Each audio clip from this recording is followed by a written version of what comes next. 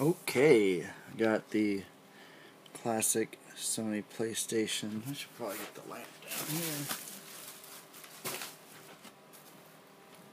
here. Oh, that's better.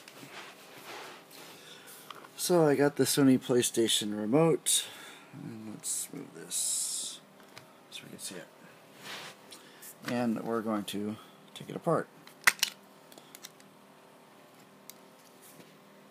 Alright, well, I don't see any screws, so we're going to just pry it apart. I'm going to get a screwdriver.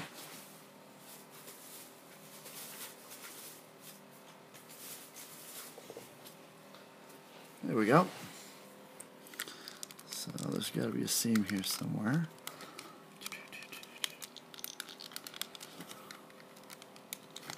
Someone at home is screaming at the computer right now because they know how to do this.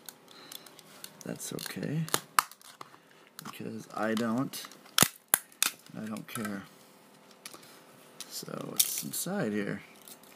Oh, rather uneventful. It's one of the few things I've taken apart where the outside was actually way more exciting than the inside. So there you have it. Very simple and uneventful. Man, this outside's still more exciting than the inside.